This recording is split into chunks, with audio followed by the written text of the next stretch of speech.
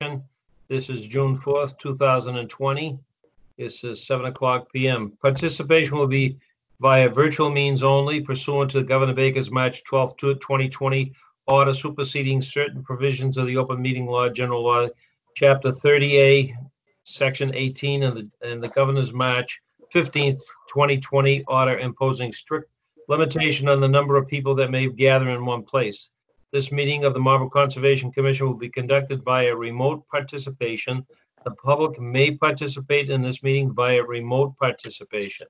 A link to the website for the meeting will be provided on the city's website, on the city public meeting calendar, and on the Conservation Commission's website at least 48 hours prior to the meeting. To access the city website, go to http://www.marlborough-ma.gov/ choose calendar and click on June 4th, 20 meeting date. We also are being recorded. So if we are being recorded. Okay. Ed, you have to take a roll call? Yes, I do. Yeah, I have. I'm looking for my paper. Yeah. Okay. Okay. First thing that we're going to do is call the roll. Eric Clancy here. Dennis Demers. Dennis Demers, is he muted? Dennis, you might have to unmute yourself.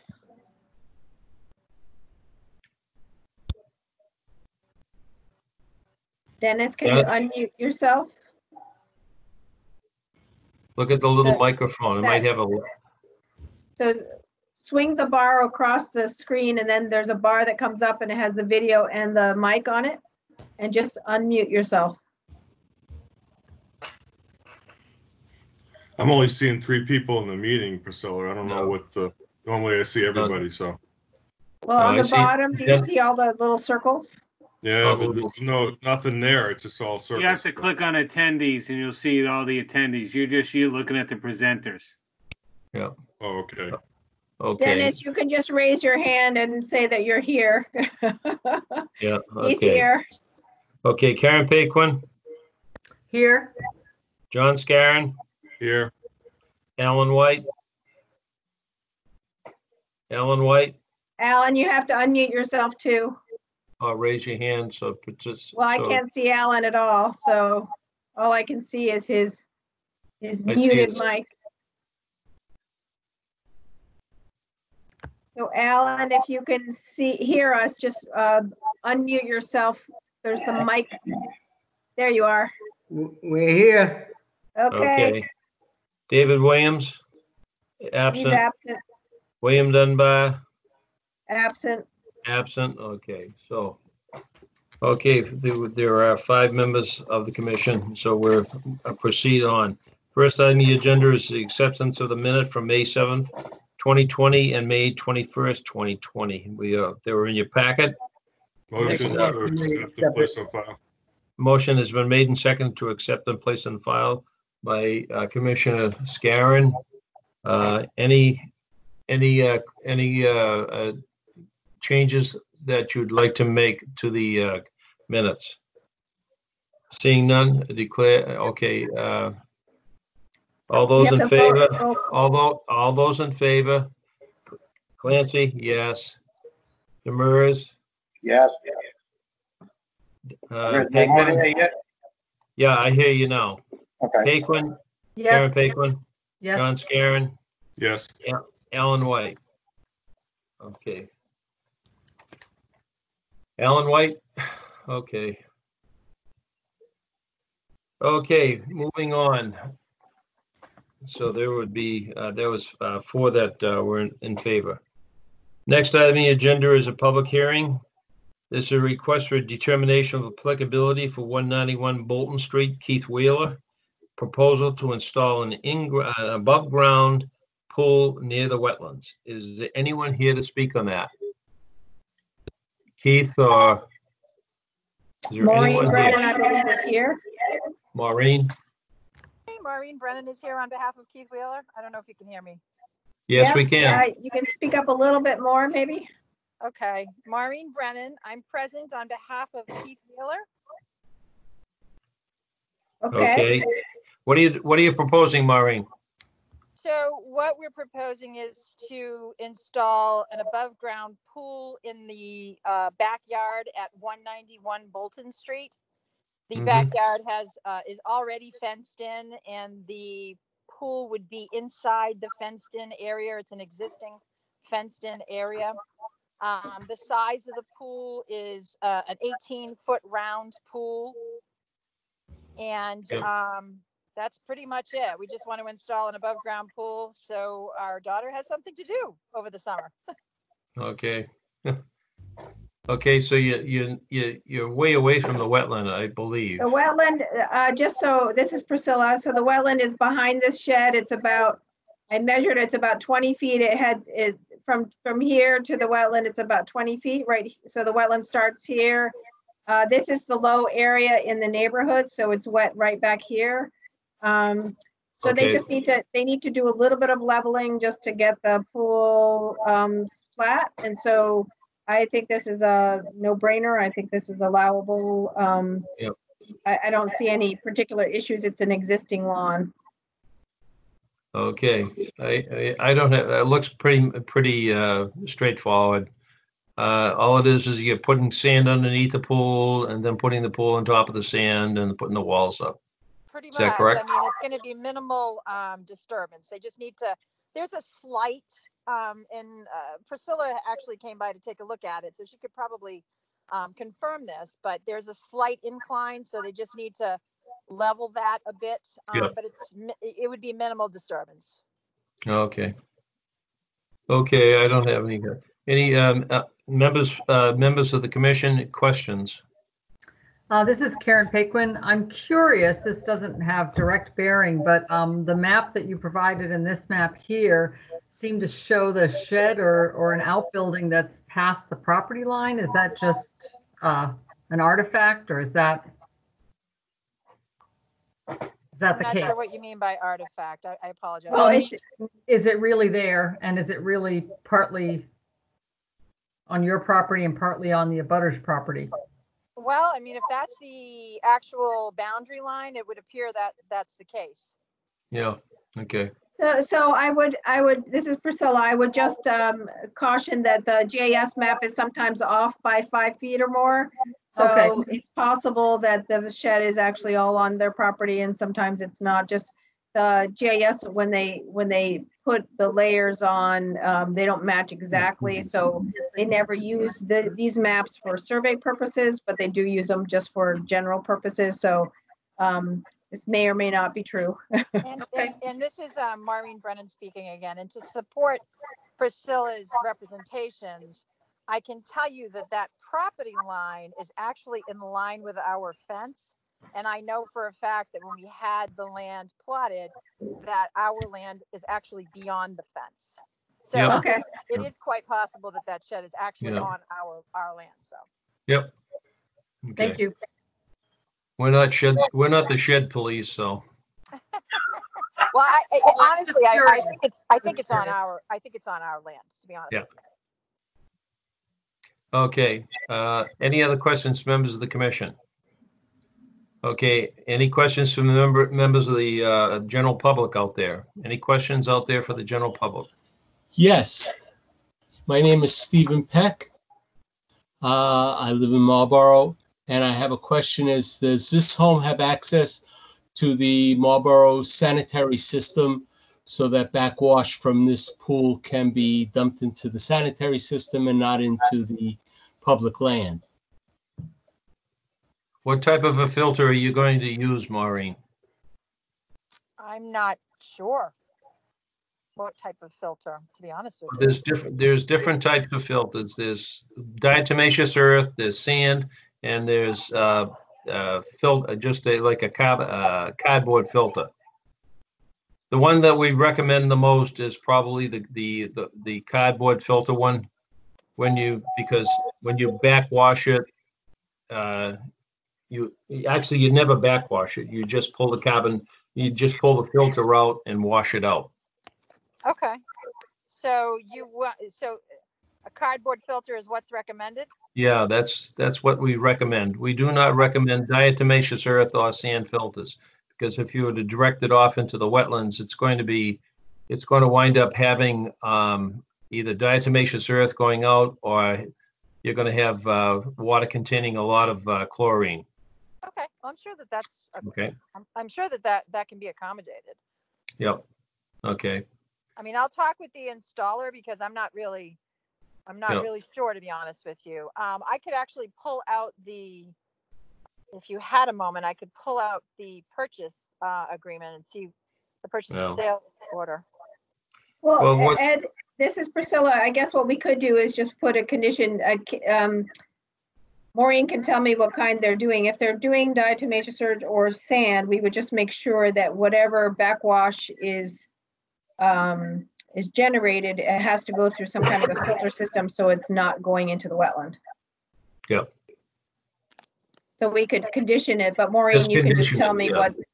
what it is, and then I can condition it accordingly. Yeah, that's fine. Okay. Okay. Okay. Any other questions of the members of the public? Any other questions, members of the public? Any other questions, members of the board? Okay, hearing none, declare the public hearing closed. Now, this is a request for a determination of applicability. Do I have a motion for anyone on the commission? I'll make a motion for a negative determination. Motion is made for a negative determination. Motion is made and seconded. With conditions. With conditions. Okay. Okay, I'll read the roll. Commissioner Demers. Dennis. Karen Paquin. Yay. Yay. John Scarron. Yes. Alan White. Yes. Ed Clancy, yes. Dennis. Yeah, did you get me? You know. You hear you now. Okay. Yes or no, Dennis? Yes. Okay. 5 yea, it is approved. So that is a request for determination of applicability. Thank you, Maureen. Thank you, Mr. Chair, and thank you, members. Yeah, a negative determination is actually good. Yeah, that's what I figured. Thank you. Okay. Thank you, members. Thank you, Mr. Chair. Okay, next item on the agenda is a notice of intent for 190 Sudbury Street, Susan Gotchlick. This is a proposal to replace an existing head wall and restore a wetland stream section. Is someone out there on this?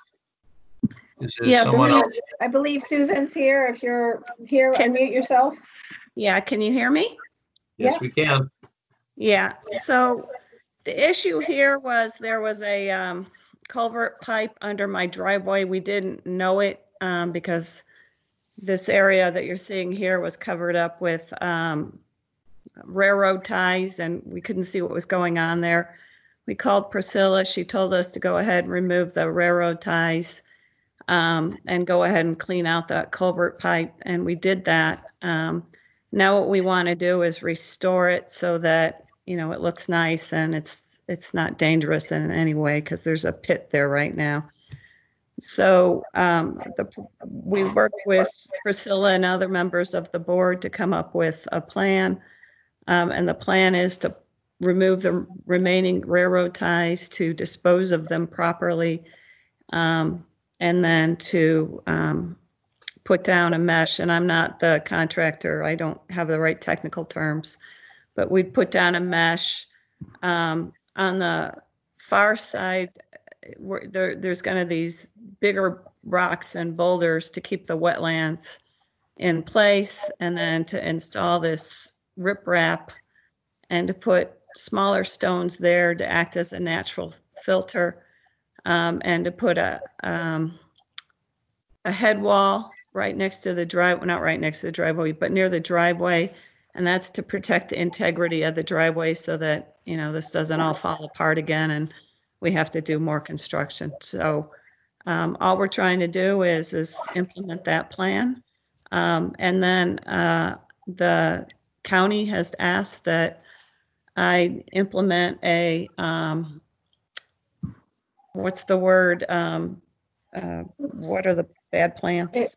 It was Invasives? invasive plants. Invasive. So the plan would be to, after the construction's complete, 1 month after, 3 months after, and then annually go manually remove the entire invasive plant and to throw them out with kitchen trash and trash bags so they don't get mixed in with anything else. In terms of replanting, I honestly can't imagine it's not going to grow in automatic. Everything, the natural plants won't grow in because that's, you know, this area is very good at growing natural plants. But if not, I will plant ferns, and I think Priscilla's drawing shows bushes. But Yeah, we'll give you know, I just negated those. So just let me put that up again. Okay. Can you guys see this one? Yep. Yep. Turn. You have to turn it. Okay. Yep. Yeah. So the idea is that you saw the pictures that this is a square thing with the railroad ties, and what they'll do is take the ties out and then sort of regrade this back so that it's a gentler grade. There's already some ferns growing up here. There's a lot of skunk cabbage here. The idea would be that whatever's growing right now, they can pop out and then just replant. And if they need to bring in new plants, we can. I provided a list, and let me see if I have the list here. Oh,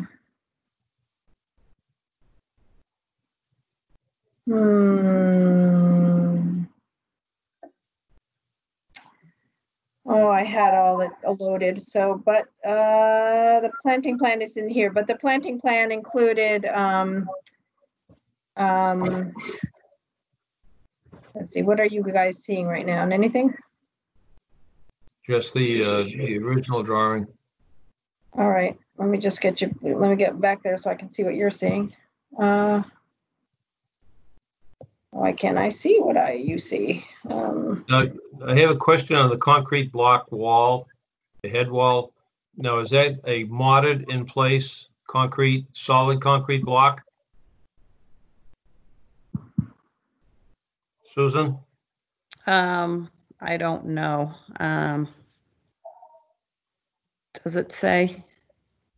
So it was a segmented block. Let me just see if I can get that plan back. For some reason, everything's jumping around. Oh, I see what's happening. Okay, here we go. It says new concrete block, approximately 36 inches tall by 30 feet long. So that's this, and it's to replace this. 30, that's 30 feet long that you needed? Well, because look how much they have to pull out. They have to pull out everything, and there's stuff that's supporting these. Do you see my picture now? Yeah, I see the picture. So, but my question, they have to remove all of this, and then they have to reestablish this, because right now, after and again, before when they were just trying to unblock the culvert, this whole thing was covered with wood. So it just looked like one big wood platform. Yeah, which was the weirdest design. So they pulled all of that out, and then this is what remains. This is, you can see on this side and this on the picture on the right, that this is starting to deteriorate. Yeah. And then everything's just supporting each other. So if they pull this out, this whole thing's going to go. So it's the block wall is going in here. But is it going up the sides also? Nope. It's going to go straight here. They're just going to take all of that wood out, and then just feather this back as much as they need to in order to just stabilize it. And then because this wetland has this big step now with this wood that goes in this location, they will put some rocks in here so that the water can sort of trickle down and it doesn't erode this sort of bank, stabilizing this elevation change. Okay. So in other words, the 30 feet in length is along the driveway. Correct. Okay. Any questions, members of the commission? Any questions, members of the commission? This is Karen Paquin. I think we discussed this on site, that obviously this will try to be done when conditions are fairly dry, but will there be some sort of a dewatering plan if that's not the case? Well, the goal is to wait till it's dry.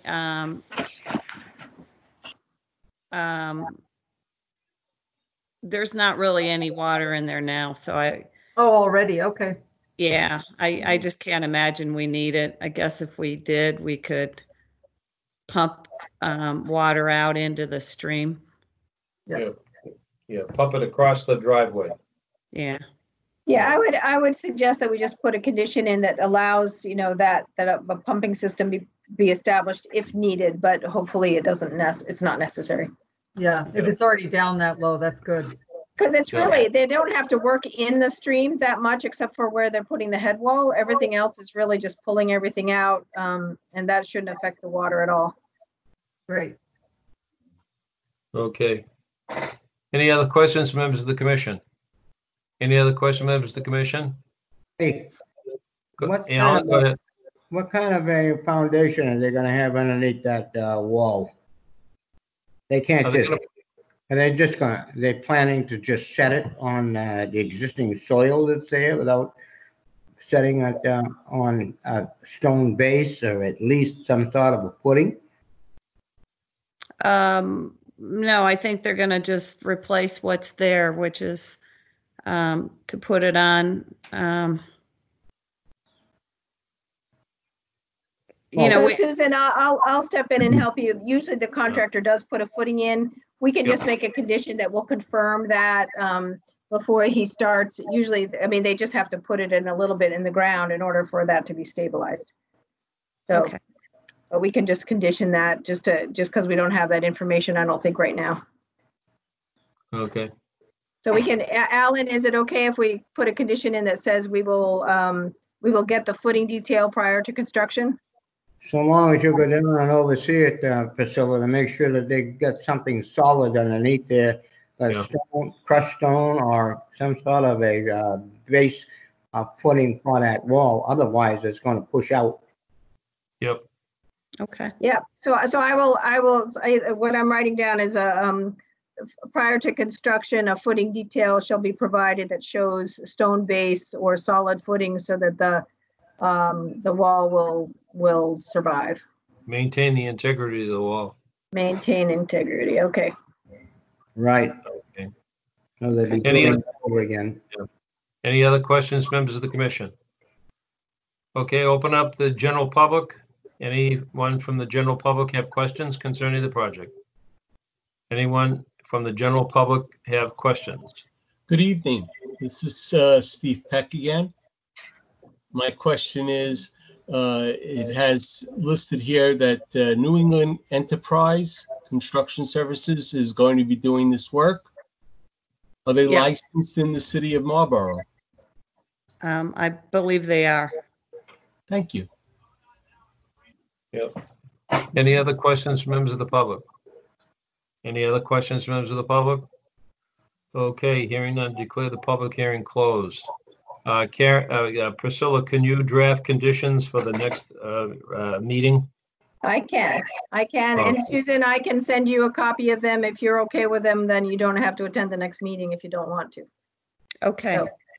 So we can close the hearing and I'll draft those, and the next meeting is June 18th. Okay. Thank you. Okay, for those out there that might be dialing in for other projects here, the reconstruction of Route 20 Mass DOT from Peters Ave to the Sudbury line is going to be continued to June 18th. The New England Center for Children project scheduled down on Farm Road is also going to be continued to June 18th. And the 339 Boston Post Road, which is the McGee Farm, that will be also continued to June 18th. So if you were waiting for those, you don't have to wait around. So they will not be heard this evening. Okay, next item on the agenda is this is a notice of intent. This is for Boston Post Road, known as Harrison Arms. This is Wayside Apartments LLC. Proposal to make some modifications to the existing parking lot, drainage, and landscaping near the wetlands. Who is here to speak on that matter? Good evening, everyone. I'm here on behalf of Wayside Apartments. I'm Katie Unright, a professional engineer with Howard Stein Hudson. I'm here tonight to discuss the notice of intent for the work within the buffer zone to bordering vegetated wetland at the rear of the property 447 Boston Post Road East. If you could go to the next sheet. Shall you go one more? Be a little bit easier to see. This is our demolition plan. If I can, will you let me request control just so I can? Yes, go ahead and let me see if I can give you control. I think, let's see. Oh, allow. Okay, allow. Okay, got it. Let me see. Do you have control now? You do. Yay, worked. Although there's some, oh, there it goes. Great. All right, so essentially this area of the project and the buffer zone line, I apologize, is not on this sheet. It's on the next sheet. Essentially wraps around this area here. This is the wetland flagging at this back corner. There's an existing encroachment with pavement here where the dumpsters sit here today.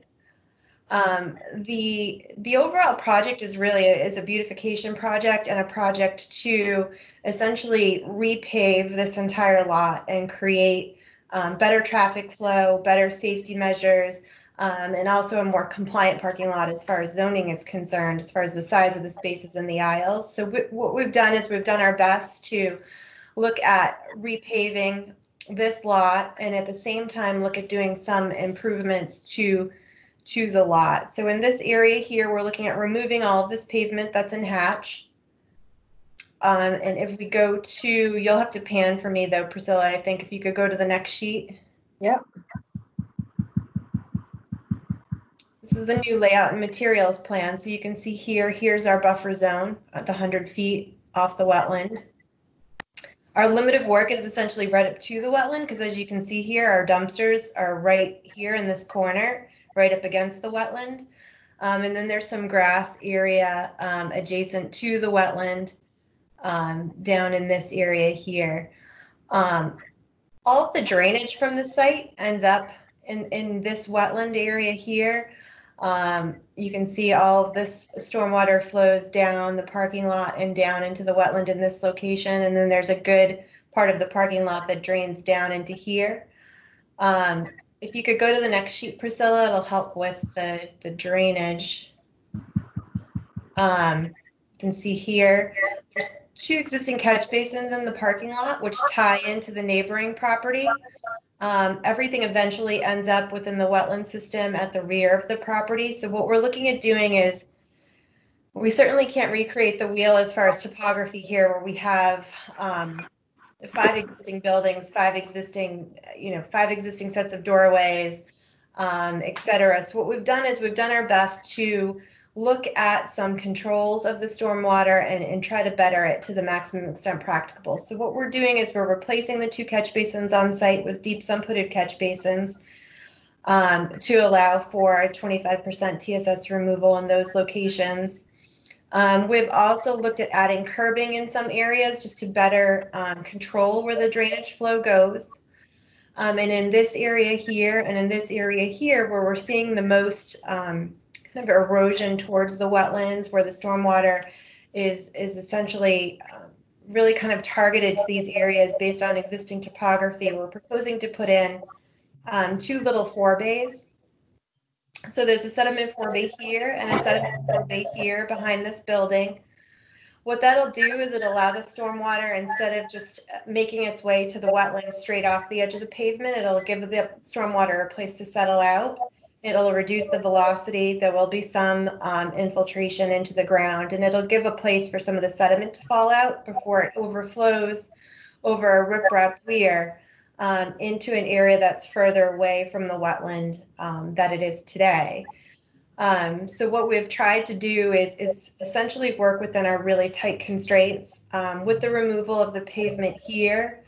And what we've done is strategically removed pavement in areas throughout the parking lot wherever we had an area that it wasn't necessary to be a parking space, or it wasn't necessary to be paved for fire access. We've replaced that with pervious material.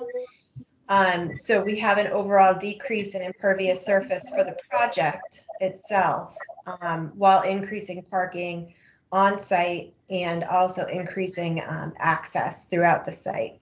So the majority of the work, as I stated, all buffer zone work is in this back corner here. And what we've done is do the best we can kind of with the constraints we have to make it a better project for a healthier wetland. Question, you're going to do a lot of work on the probably the northern side of the property. You're removing a whole hill. We're moving we're removing a portion of this hillside to allow for, right now, there's no, this was mostly for fire access. Priscilla, right can you now- pull it down? Yep. Just a little bit. Just pull it down a little bit. Right, so right now, this exists as a walkway, so if a fire truck were to come in, it can barely make this corner, it can't really make this corner, and then it's dead-ended here. Same with the other building, it dead ends, and this building, it also dead ends. So what we've tried to do is create, and we've used as little amount of pavement as possible, a one-way lane going around building 1 to complete this loop, so a fire truck can now make it all the way around. We've used angled parking, again, to reduce the amount of impervious surface as much as possible in this area to connect those two together. And then we are clearing a portion of the hillside here to bring the grade back to tie into existing contours. So we looked at all of that when we were looking at our pre to post development flows. Yeah. Now, in the process of construction, what goes first? Are you going to be working on the wetland side with the drainage, or are you going to be removing the hillside? And then, because you're going to have an unstable surface there coming down onto pavement. Right, so the hillside will have to definitely be the first thing to work on. Certainly we don't want to come back and pave. We want to prep the site for pavement so that they're coming in. Right now this is a fully, it's full of people living there, obviously. So we're going to have to do this as quickly and as efficiently as possible. So what we would do is we would prepare that hillside. This hillside essentially runs down into here. In this preparation, there could be an interim erosion control measure put in place to basically, in this general area to capture that hillside work in case, there was any storm events during that hillside being unstabilized, to make sure that it doesn't enter the parking lot and enter into the existing storm drainage system. We'd also put filters in the existing on-site catch basins to make sure that that sediment doesn't end up in the system itself. And we are providing, I believe if you go up, we are providing erosion controls around the wetland to protect the wetland itself also. Yeah. Do you have how many apartments presently are there? There are 109 units. Okay. What's the parking requirement? So it's actually 2 per unit here. I'm just going, I have my site plan up behind the scenes here, just to make sure I'm double checking my numbers. So there's 109 dwelling units. You're supposed to have 2 per dwelling unit, which would be 218 spaces. There's only 148 spaces on site. And we're proposing to add 17 spaces. And what we've done to do that is we've explored using as many compact parking spaces as we possibly can to, again, add parking where necessary, but also reduce the impact of pavement on the site. Yeah. Going back to the wetland section, so you're going to be removing the pavement and the dumpsters that are presently within the 20-foot buffer zone. Correct. And you're removing that pavement. And what are you putting there? Are you going to put grass there, or? Right, it's just going to be loamed and seeded in that area. Loamed and seeded, yeah. And then up further where the dumpsters are you taking out pavement there also? Where? So The new pavement is dumpsters, yeah. Right, There's existing pavement here already. Yeah. Yeah. No, my concern is that, you're right up against the wetland, and you have two small forebays prior to the entrance into the wetland. It's too bad that you don't fall under the category where you would be required to have subsurface detention, which would, put water into the ground. But this is reconstruction. Concerns? So Ed, I will just step in. This is Priscilla. I just wanted to let you know that, so right now, this water comes off of this and it just like sheet flow. It sheet flows and then it becomes this ditch that goes directly into the wetland. And then back here near the dumpsters, there's sort of another area that's sort of eroded out over time. There's a little bit of a section in the wetland that looks a little bit like it's been filled in over time just by, the stuff that's come off the parking lot. So this is definitely an improvement to that existing condition. And my question to Katie is,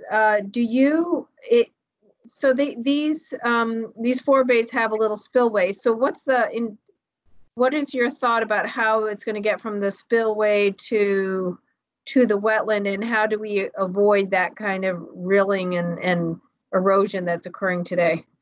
Right. So the intention is to spread it out. It looks like potentially at some point in time, either the water created it or a human helped create a way for the water to get out of these low points adjacent to these buildings. Because there's some pretty deep rilling that's happening, especially over by the end of the parking lot here. And then there's some additional that comes off the hill here. And then again, next to the driveway that's here. There's actually, that's what I saw, yep. Here. So the intention of this is to capture that stormwater as it comes off the pavement. It'll slow the velocity down. It'll allow the stormwater to settle, and therefore let some of the sediment drop out. And then by creating these larger areas of riprap along the edges, what it'll do is the intention is that it'll overflow over a wider area and further away from the wetland. So it'll overflow these berms. The water will be more spread out. It'll be less of a point source, and then it'll run through the grass prior to hitting the wetland, rather than having essentially the sluiceway that's there today that takes the stormwater directly to the wetland. So it's to pull that back, allow a greater buffer between the wetland, and allow the stormwater to both slow down and to spread out more. Yeah. The thing that bothers me is that you're right up against the wetland there. And what do you do in snow? What do you do with snow? That's a really good question. My guess is that, and I'm not aware of what they did over this past winter, but it must go off site. There's no place for them to put it on this site. And if you'd allow us, if you'd want us to put up some signs down in this area, just to remind. No snow dumping. They do that there's no dumping at the end of that parking lot. Yeah, I think that, I think you're going to have to put up some signage there saying for the contractor that, many times they just take a look at it and say, well, pick it up and put it over the guardrail. Mm-hmm. So they'd be better off to store it on pavement. Yeah. Well, that's a good question, Ed. Katie, is there going to be a guardrail right here along this property line? Do you know? That was not the intention. It wasn't the intention to put a guardrail there. So, but certainly we could put signs up at the end there. I believe there's already signs there associated with the dumpsters, but those are going to move. So we can, make sure that there's a sign clearly visible at the end of that to say no dumping of snow. Well, the other thing is if there was some kind of barrier here, then the plows don't have the tendency to want to push it out here like that they may. So we may require some kind of, Dennis, I don't know what your thoughts are about putting something here. This is the low area. This is high up here. This is all sloped down to this. This is a big step between this parking lot and this low area. Right now, it's a big drop. There is a guardrail above here now. So maybe, I think you have a guardrail here. Is that correct, Katie? Yes, that's correct. Yeah. Yeah, there's a All right. piece there. I mean, maybe a small piece of post and rail with a couple signs on it at the end there. No? I think posts and rails just tend to get pushed over. I think Okay. of more of a guardrail. I agree with you, Eddie. Yeah. It's got to be something not that can get pushed over. And I had a comment that you don't know what they've done with the snow. They didn't haul any snow out of it. So Okay. they've been losing it on site. Prior to, so those signs would be necessary. You obviously have a contractor that maintains it. Yeah. This is Jeff, one of the owners, and we use the same plow guy across all our properties every year. So we'll work with him. This was our first winter. We just bought it in late fall. So we'll work. He understands all this. He's, we'll work with him to make sure that that's addressed. Now, do you store any material like salt on site? Or do they have to carry it on? We do, but there's a garage door on that big building down there by the area of concern. There's massive underground. That whole building has a basement with a garage door, so everything goes in there. So they actually store salt inside? Everything. Okay. But Jeff, that garage door is right here. So how are you going to access that garage door after now when this goes in? We're figuring that out. We're not going to lose earlier plans. Is that Priscilla? Yes, it is Priscilla. Yes. Hi. Hi. I'll let Katie. Earlier, we were going to have a ramp back there, but it's too challenging with the tightness. Yeah.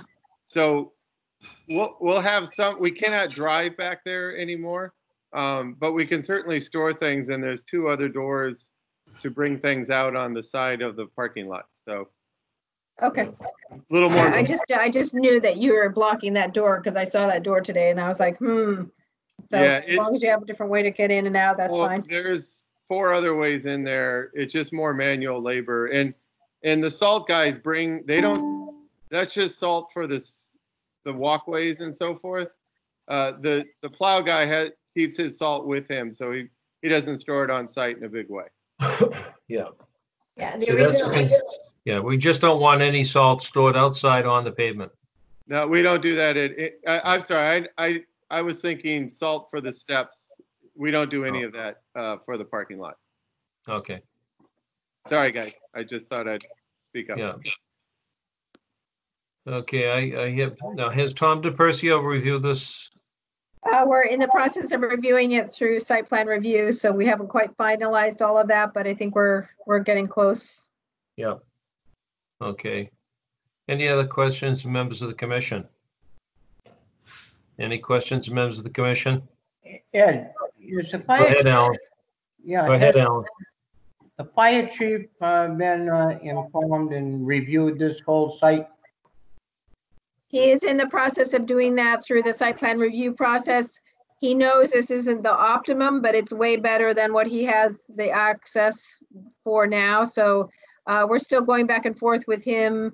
There are some turning radiuses and some of these landscape islands that we're gonna be in trouble with his truck. So there was some small adjustments to be made still. So I think we're still waiting for some adjustments to the plan. But overall, it wasn't huge.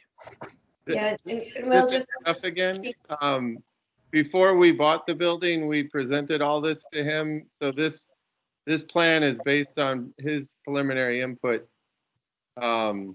We know we can't make it completely perfect, but it'll be a big improvement for safety. Very good. Yeah. Okay. Any other questions, members of the commission? I think that what we have to wait is for site plan review, plus also the city engineer to review the plan.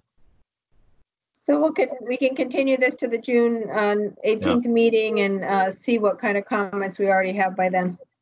Yeah. Before we go off to that one, is there anyone out there that in the general public that has questions? Anyone in general public? Good that has evening. This is Steve Peck again.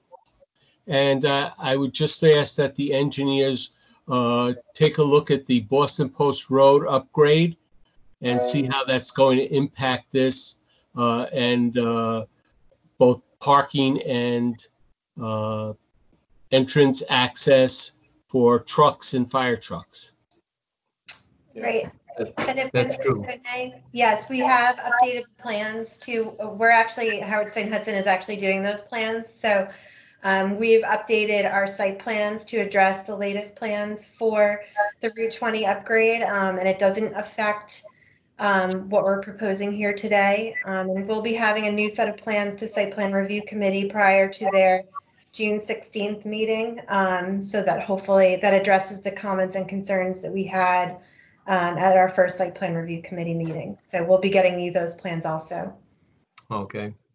Will this project be done prior to the Boston Post Road project? I would think so, yes. Excellent. Thank you. Thank you. Any other questions, members of the public? Hi, can you hear? Hello? Yes. Yes. Hi. This Victoria Rule, I had come on to the meeting to talk about 339 Boston Post Road. This is the apartment complex that abuts the property of 339, and it's on the other side. On the other side of the other side of the sewer trunk line. Right, but it still ties into the wetlands that fills in. I have a map in front of me that I'm looking at that fills in on the other side of the property. And I'm confused about, you know, you're supposed to protect the wetlands.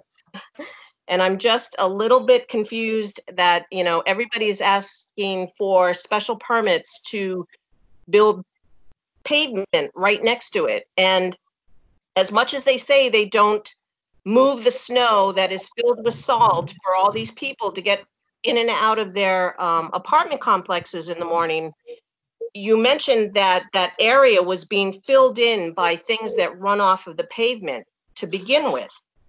So what, you know, I'm just really concerned about what's happening with the wetlands here in Marlborough, and that they're not being protected anymore, and that, you know, if you have the money and the will to do it, it gets done.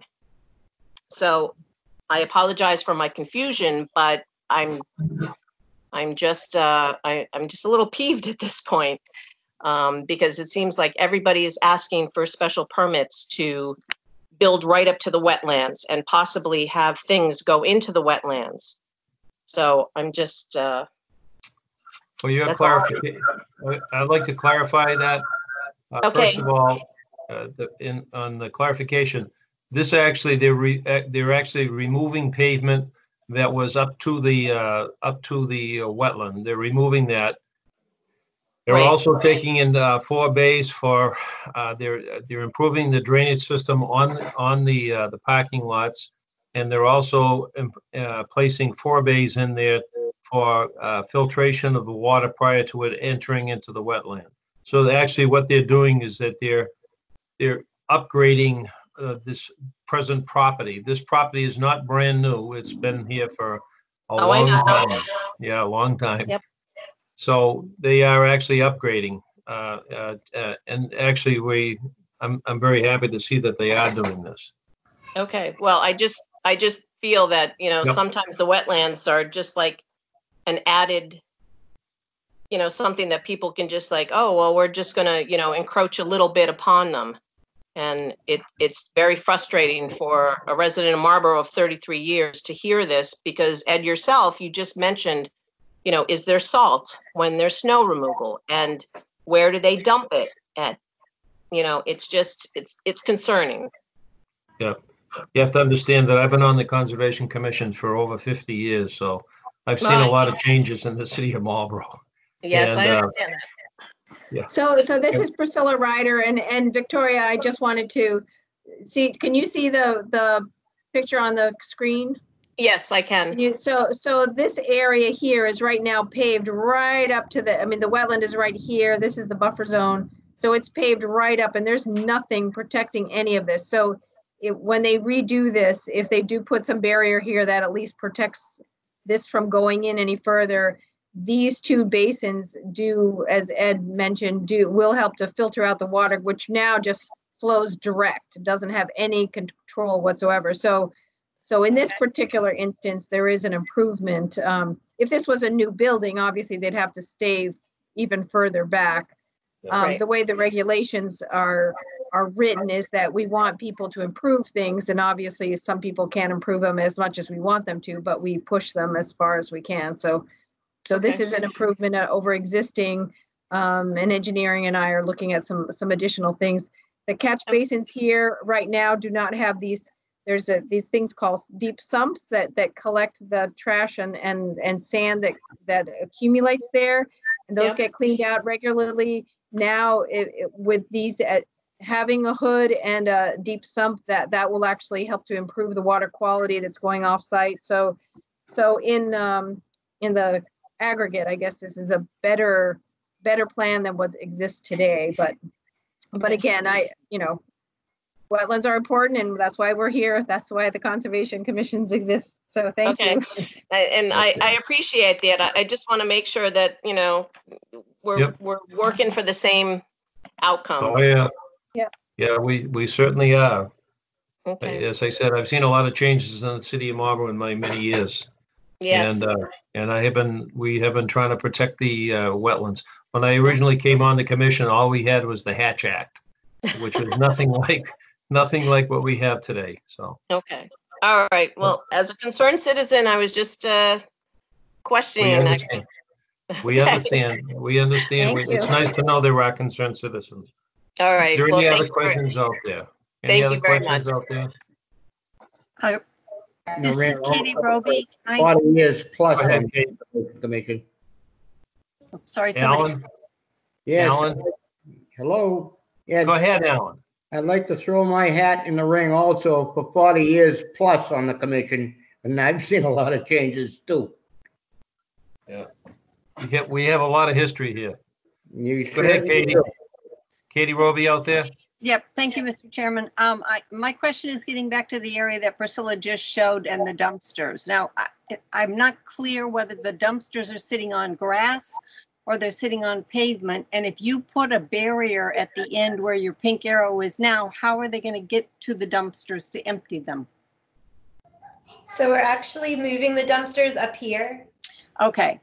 And so they do sit on pavement now. The pavement comes around like this. So we're removing all of this pavement. And in doing so, we needed to find a new place that the dumpsters could be further away from the wetland, that they could still be accessed by the dump truck. So we've moved them to this location. And that location does not block the ability of the fire truck to come around that corner? Correct. Okay. All right. Thank you. Any other questions out there? Any other questions of the public? Yes. How many dumpsters are there? And what size are they? There's actually 3 now. And I'm not sure what size they are, but they're not very big. There's 3 fairly small size dumpsters that exist here today. So we're just saying that they're going to be replaced in kind in this location. 3 1-yard dumpsters, which 1 yard being a standard size, doesn't seem to be enough unless they're emptied every day. No, it's not 1 yard. Not 1 yard. They're like 10-yard dumpsters. 10, exactly. They're probably about 10. This is Jeff again. Can I also make a comment that the benefit of moving them away from that corner, that corner is very visible from the commercial parking lot where the laundromat and everything is. Yep. And it's just a magnet for people to drive in and dump stuff. Every time I'm on property, I see someone coming by doing that. By putting them up embedded deeper into our property and near the maintenance guy, we're going to be in a much better position, both for the environmental runoff and just, people using us as a public dump. Yeah. Yeah. Okay. Anything else? Any other questions? Any other questions out there? Okay, this is going to be continued on to the 18th of June Is that okay with the applicant? Yes. Yes, it is. Okay. Thank you, Okay. everybody. Okay, so we're going to continue this one to June 18th. Okay, moving on. This is a notice of intent for 495 and Interstate 495 and Interstate 290. This is the Mass Department of Transportation, MDOT. Proposal is to make improvements to the existing interchange at I-495 and I-290 in order to improve the traffic operation at the I-495 southbound exit 26B. Work is proposed next to the wetlands. Who is here to speak on the matter? Hi, yeah, this is David Goldstein from MassDOT Environmental. I was the environmental permitter on this project from MassDOT. I think this is a really great project. I think it's going to solve a lot of issues that we have on this ramp currently. And I think at this point, I'll just bring it over to Michael Turgeon to speak about the project in more detail. Hi, so this is Mike Turgeon. You've got the locust map up here. I think it might be easier to see with the aerial. Does anyone have any? I think the aerial might be better for Yeah. yeah. That should be the next one, yeah. Yeah, so in red, there's a section in red there. So it's the working limits would be from the just south of the bridge that goes over Donald Lynch Boulevard, down 495 onto the ramp, and then out past Bigelow Street about 800 feet. Those are the limits of the project. And basically what we're working with is roadway improvements, including widening, resurfacing, restriping, and drainage improvements. And if you move the aerial up a little bit, you'll be able to see the area that is in jurisdiction. So the area, the yellowed area there, you can see the wetland line and buffer zone there. Hey, Priscilla, can you plus that? Yep. Hold on, let me just anchor it, and then there you go. All right. So it's the wetlands run from Bigelow Street west about, and then within the working limits, they continue outside the working limits, but we're working above the wetlands for about 800 feet along I-290 west. So basically, if I'm looking at this, it's directly behind Digital Credit Union. Yeah, Digital Credit Union is in there, yes. That building, yeah, okay. Okay. So, Priscilla, if you go to page 14 of the PDF, it will show the area like above the wetlands.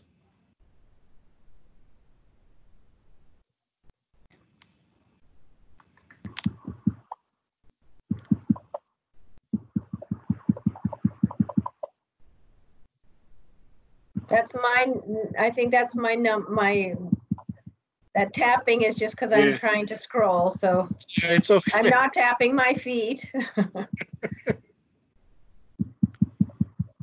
Almost there. Yeah.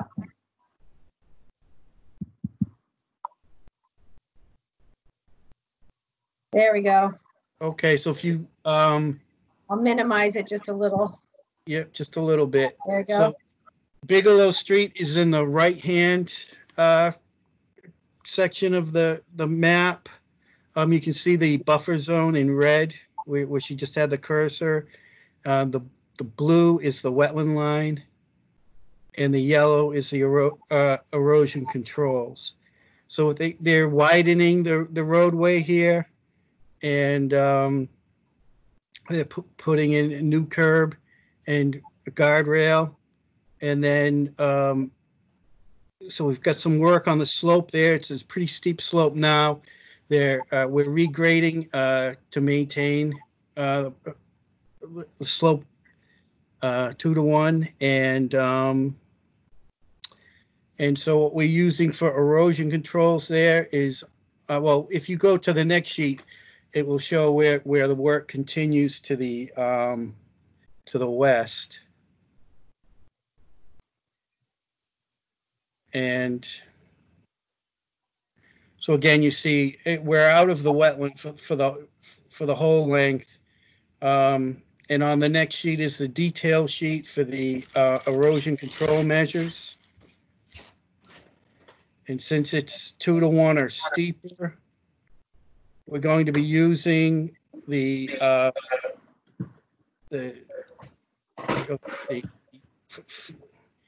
slopes 2-to-1 or steeper. Above that is the showing 3 coil logs held with a stake, and then we're also going to have silt sacks in the catch basins, and when we're done with the work, we'll be stabilizing the slopes with a bond fiber matrix with a hydroseed mix, and we'll be using a native seed mix.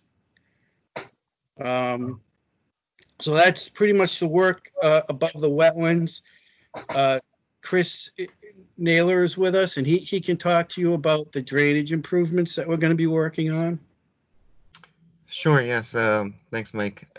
So this is a Mass DOT project. Every project that Mass DOT works on tries to make the project as close to meeting the stormwater standards as possible. So we really look at every potential opportunity to treat water quality, to get it back into the ground, and to mitigate peak rates where we can. This is essentially just a ramp project. So, and it's not just a ramp project it's a ramp project through a tight corner. There's a tight corner where we're trying to get past the Marriott property. And as we go by that, we have to build a wall in order to expand the ramp. So there's very little opportunity for us to do stormwater treatment, but we are, every proposed catch basin is going to have a deep sump catch basin. In this area by the wetlands, as you can see, the existing slope comes right down to the wetland. So replacing that slope there's really no opportunity for us to do stormwater management right here at this location. So what we are doing though is kind of an innovative solution along the ramp. It's well outside of the wetlands, but essentially this all goes to the same watershed. And there's the northern portion of the project. If you go to the last slide, that's in our set. The northern part of the project is actually in an IWPA, in Terra and Wellhead Protection Area. So that is, in some ways, a critical resource in addition to the wetlands. So that being the case, our primary objective was to get as much runoff into the ground through infiltration as we can.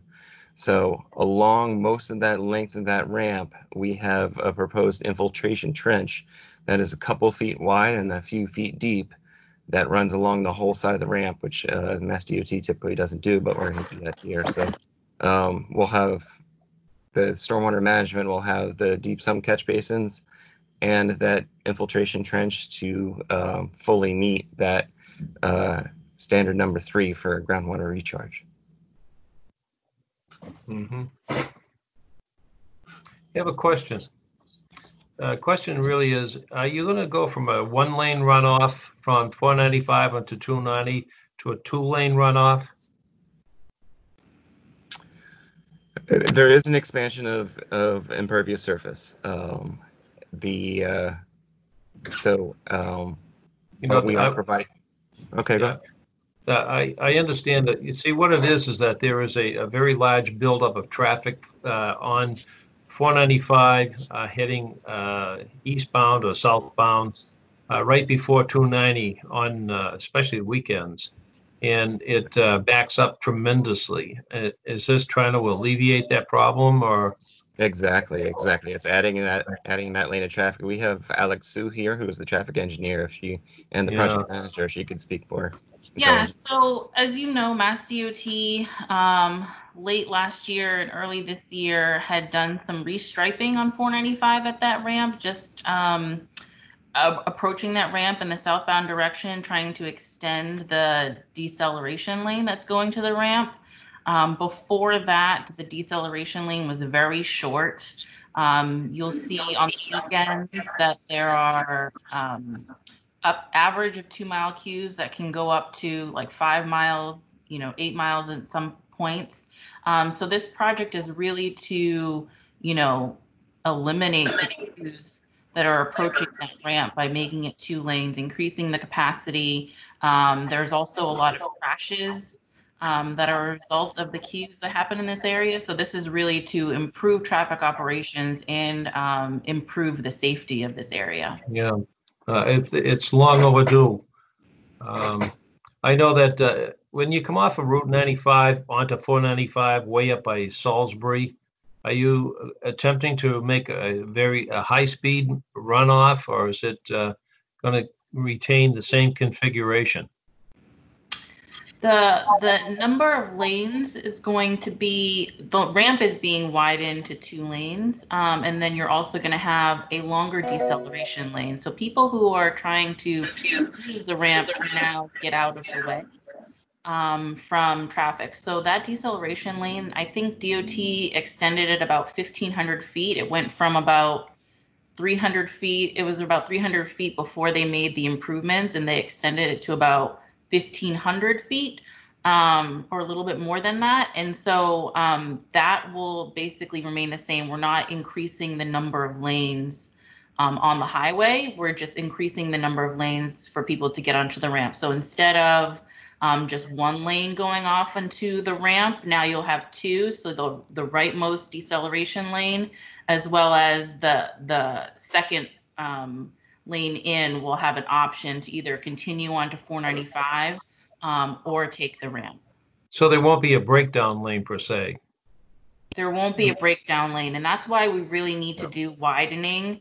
We're doing a little bit of widening before the bridge over Bigelow Street, and then also after, because if we didn't do that widening, there would be no breakdown area. So we're really trying to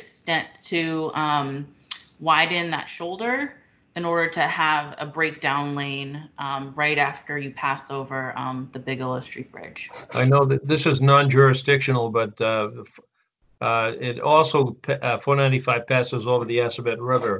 Are you doing any? Are you going to be doing which it would be in Hudson, not within our jurisdiction? Are you going to do anything there? Just widening it, or just paving and restriping?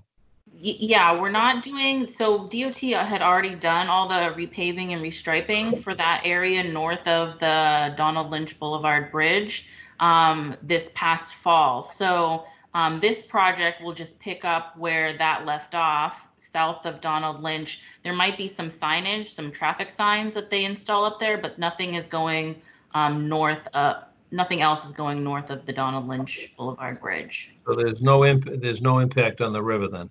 Correct. Yeah. Just in curiosity's sake, on the 290 on to 495 northbound, there's that large sweeping corner that goes up and over, where trucks tend to roll over. Is there any intended work on that?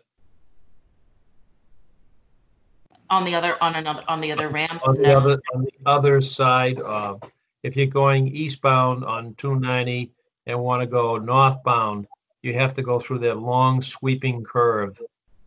No, not that one. That one there. That one right there. Not as a part of this project. Okay. Hopefully they'll look at that in the future. We send the fire department out there quite often for truck rollovers. But this is good to see what's happening, on coming from 495 onto 290, because there is a tremendous backup that does occur on weekends. I know that we just received the plans, so I haven't really had a chance to go heavily into them. I think that what we should do is go down and take a close look at the wetland in behind Digital Credit Union with the members of the commission. Is there somebody out there? Ed, do you want to do a site visit that we schedule, or do people just want to do it on their own? Well, I don't know. What does the commission want to do? Any Karen or John? I'd like to go out and look at it, yeah. As a group or individually? I think that'd be As a interesting. group, yeah. Yep. Sometimes we're better as a group, yeah. Would you like to join Can I ask you? a question, please? But I have a question to the members of the board. Sure. Alan? Hi, Daddy. Yes, It's only down the end of your street. So you'd like to go out there. Dennis? Yeah, if possible, depending on timing. Yeah. Okay. John? Same with me. It's possible. Depends on the time. Yeah. Okay. We'd have to set up a time with the Mass DOT to meet on. I would suggest meeting at the Digital Credit Union parking lot in the rear. I agree. That's how I accessed it. That's probably the best access. Is there a good evening that we can do it, or do we want to do it on a weekend? What would be better for everybody? If we could do it in the evening, I mean, it's late now, so we could do it like at 5 o'clock or 5:30 on either Monday, Tuesday, or Wednesday next week. I can't do it on Wednesday. Wednesday's out. Monday or Tuesday sound good for anybody? Monday or Tuesday? Those would be fine for me. What day, Dennis? Tuesday. Tuesday? Karen? John? Either one for me. Okay, Karen? Either one Okay. for me too. So Why don't we let's set- do Tuesday, the 9th, and at 5:30? Tuesday, the 9th at 5:30 on site. Okay. Members of the public are also invited. Does that work with DOT? Does that work with anybody there? I can make it. I'm the one who Okay. flagged it, so I can make it. Yeah. Okay, What's the actual date? so it's Tuesday, the 9th. Tuesday, the 9th. Okay, June 9th at 5:30 p.m. Okay. I'll there have other to que- remind you guys, but that works. Okay, I'll make sure I put it in my calendar. I know that we have members of the public out there. Are there questions from the public? Any questions from the public out there? Yes. This is Steve Peck. My question has to do with the snow removal off this ramp. Looks like if it goes off the right side, is going to land onto this new, right in the wetlands. Is there any chance that an alternative to conventional snowplow snow removal could be designed into this?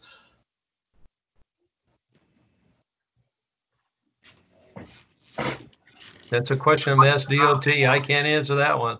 Yeah,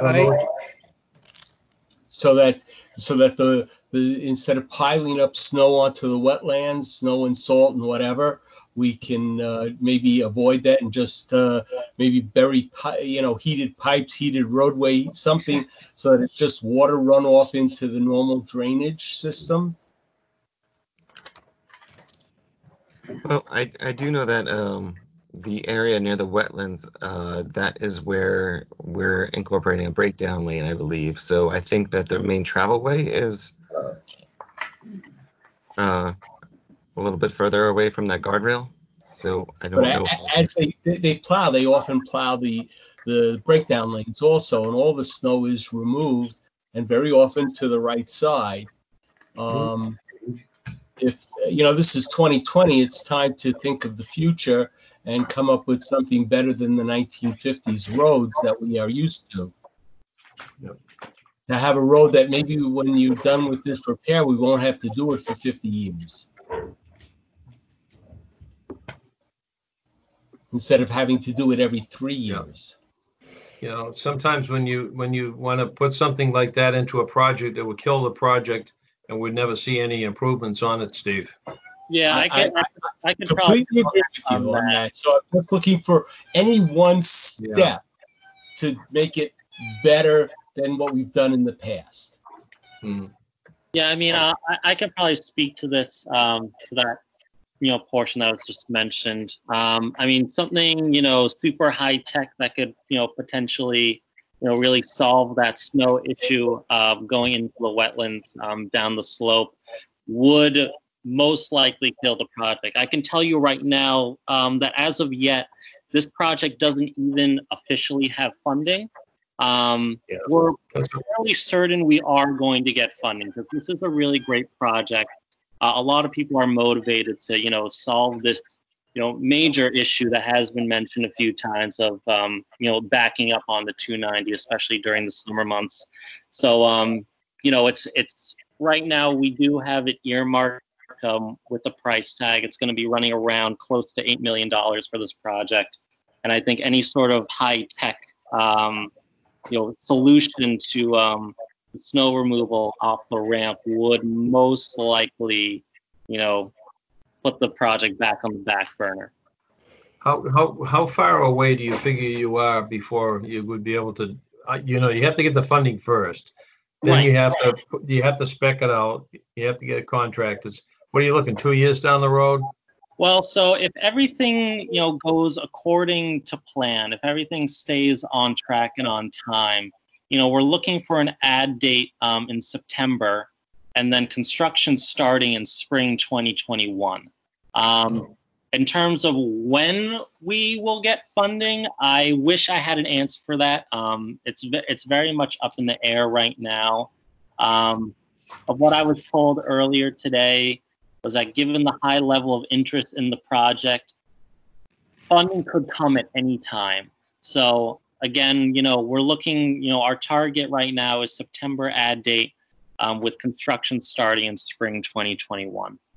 Okay. Well, at least we've been looking for that, the correction to this project to this location for a long time. Yeah. A long time. Yeah. I would ask one other thing of the traffic engineer. As of right now, one of the main disastrous issues are people who wait until the last minute coming south on 495 to try to get over to get in the ramp. And very often coming not only from the right lane, having not gotten into the slowdown lane or deceleration lane, but they're coming from the middle lane and coming from the far left lane, which now will block traffic totally on the road. Is there any way to create along that segment of road some sort of limitation to stop people that from the left lane or from the middle lane cannot get into? I know there is some sort of lane barrier to stop people, and people will quickly learn about that and then, make sure when they want to get off, they're going to get over to the right. In other words, some sort of expressway past the exit that if you get in this lane, you're not getting off at this exit.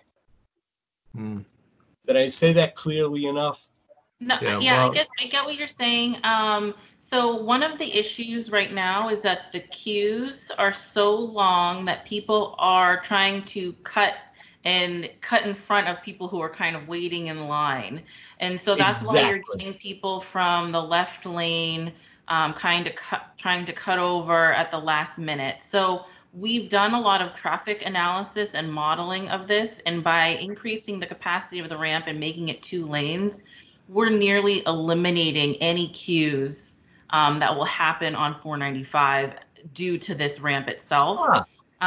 So we're not really going to be seeing those issues where people are going to have to wait to the last minute or trying to cut in front, because there's, we're almost eliminating, the reoccurring queues in this area due to the ramp itself. I've seen in Massachusetts they've done that, like on the Mass Pike at 495.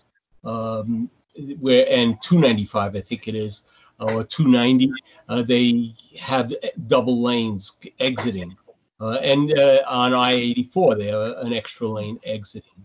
So that does eliminate the queue, as did the removal of the toll plazas. So if this, we'll see whether this works. Hopefully it does. After spending 40 years in high school, there is always that individual that wants to cut line. So there will always be that individual. And they're probably the same ones that are talking on their cell phone or texting on their cell phone as they go. Okay, so why don't we're going to set up the date for Mr. Chairman? Yes, go right ahead.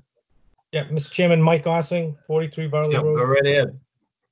So, as a 35-year traveler of 495 every day and live only a mile from that interchange, I just want to express my appreciation for the work DOT's doing. Making that exit ramp 2 lanes is going to solve a tremendous amount of issues. If you look up to 495, 95 at the New Hampshire border, they've done the 2 lanes there as well. This is long overdue. I highly encourage, I acknowledge Alex and Mike's work here. I mean, this is long overdue. I would ask the Conservation Commission to look favorably on this project and move it along as quickly as possible. Thank you, Mr. Chairman. Thank you. Okay, so we're going to set a date for a site walk on June 9th at 5:30 p.m. In the Digital Credit Union parking lot rear. And I think that, and then we'll continue this hearing again until June 18th. Is that fine with you people? Yes. Okay. But we don't have a fire yet, so. Well, what was that again? Nothing. Yep. Go ahead. Okay, so June 18th. Our city engineer he always reviews stuff, and we want to make sure that everything is correct. That's all. And So I think, I mean, as long as there's no major issues when we do the site visit, I can draft some conditions for the next meeting too, just to move this along too. So I can get that ready. Yeah. So if you would just draft conditions for the next meeting on the 18th. Okay. So then we can act on it at that meeting. Okay. Sounds good. So this is continued to June 18th. Thank you. Okay. Thank you. All right. Thank you very much. Thank you. Okay. So remember now the Route 20 East Mass DOT has been continued to the June 18th. Next one, the Farm Road project for New England Center for Children is continued to June 18th. And just so you know, the Farm Road projects, the reason it's being continued is that the fire department did weigh in, and they are making some adjustments for fire department. So therefore, they didn't want to come before us without the revised plans. So the next meeting we'll see the revised plans. So you'll have the revised plans and also you'll have conditions written? I will. Yep. Okay. So that moves us on to certificates of compliance. Wait, did you say 339 was continued to? Yep, that's continued to June 18th. Yep. Okay. Okay, next is a certificate of compliance for 41 Boylan Drive, Lot 12. Priscilla, is that ready to go? Yes, the only thing that they needed to do was put up a fence, and the fence is up. I did an inspection yesterday, and they're good. So do you want to approve it contingent upon the fence, or do you want to wait? The fence is up, so now we can approve it. No contingencies, just approve it. They've met all the conditions. Do I hear a motion to approve out there? I'll make a motion to approve. Motion to approve is made and seconded. Any discussion? Okay, all in favor? I'll read the roll. Edward Clancy, yes. Dennis Demers. Yes. Karen Paquin. Yes. John Scarron. Yes. Alan White. Alan White. I guess he's muted. Okay. Well, wait, let's see. Alan, are you there? Alan is looking unmuted. Okay, Alan, go ahead and speak. All right, yeah. Yes, okay. 5 yea, it is approved. Okay, moving on. Commonwealth Heights, there was they have a subdivision. This is the one that's located on Forest Street and also at the corner of Ames. Priscilla, you wrote quite a lengthy letter to the planning board. Very, very extensive, covering all the concerns that we would have, primarily on the condition of the soils out there. Yes, did I send it to all of you? I think I did. Did all the commission members see it? I saw it. I think I sent it earlier this week, like maybe Tuesday or Wednesday. I saw it. I believe it was I read it yesterday. Okay. I have nothing to add to it. I think it's very extensive and it covers the point. Did anybody else get it? I just can't remember who I sent it to. Yes, yes, got it. Yep. Okay. Any comments? Okay. Nope. All right, then if it's approved, then Ed, can I sign your name on that letter and I'll give it to them tomorrow? Okay, yeah. Okay, do I hear a motion to approve submission of that letter to the planning board from the Conservation Commission? John? Yes. Motion to approve is made and seconded. All in favor, Edward Clancy, yes. Dennis Demers? Yes. Karen Paquin? Yes. John Scarron? Yes. Alan White? Yes. Okay, 5 yea, it is approved. Okay, moving on, violation notice. We have 178 Simpson Road, Mr. Basaza. Is Mr. Basaza out there this evening? Mr. Basaza, are you present? Yes, Are you there, Mr. Basaza? I am. I don't know if my microphone's working. Yeah, I can No, we hear can you. hear you. Got it. Yeah. You have a project that's been going on in your property on Simpson Road for quite a while. We've sent some enforcement orders to you in the past. When do you plan on honoring, the removal of some of that material and stabilizing the site? I'm working on it. It's hard to get somebody over here, to do anything. I've made a bunch of calls for equipment. I've had people say that they'd be over, and no one has showed up yet. So I've rented some machines to try and pull some of it back myself, but then I was told to stop until I file a new permit. Now, one of the concerns is that we've never seen anything as far as anything from an architect or a land surveyor or anyone like that, or we've never seen anything. Priscilla, I think that you've asked them to present some sort of plans to us.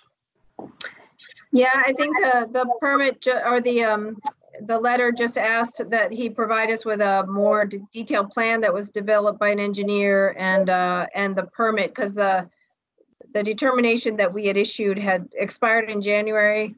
So Joe, do you want to sort of give us a sense of where you stand and what your timetable is? Yeah, so I'm going to be getting an engineer or a surveyor out here to draw up some lines for grades, so I know where I need to be as far as the back edge of the line where I need to start pulling the material back to achieve the proper slope. So you don't have any idea who you would hire? I don't. I'm open to suggestions. No, we can't do that. We're not allowed to do that. Okay. Yeah. You might want to check with the engineering department of the city. They might have some suggestions of engineers. I will do that tomorrow. Mm-hmm. That's but we can't recommend anybody to do it because we're not allowed to do that. But, you know, you have that slope is quite steep. It's instead of being a 3-to-1 slope, it's about a 1-to-1 slope. You'd fall over the edge. Plus also you have material that's gone down on the back of the property onto the, into the area that are around the wetlands. You know, Right. you're going to have. I did pull most of that out. You know, I'm still working on it, but I did get most of it out down to the virgin soil there. Yeah. How many dump trucks do you own? One. One. Why is there so many dump trucks in your backyard? No, there's only one there. I thought there were 2. No, maybe to someone that maybe doesn't know a lot about trucks. No offense, but yeah, there's only one dump truck. I've only ever had one dump truck back there. I think I know what a dump truck is. Pickup truck. Oh, I wasn't saying you. I didn't know if somebody told you that they saw multiple dump trucks, but there's only ever been one dump truck that I've ever had back there. I have a pickup truck and a box truck. Yeah. So you have all of those trucks in your yard?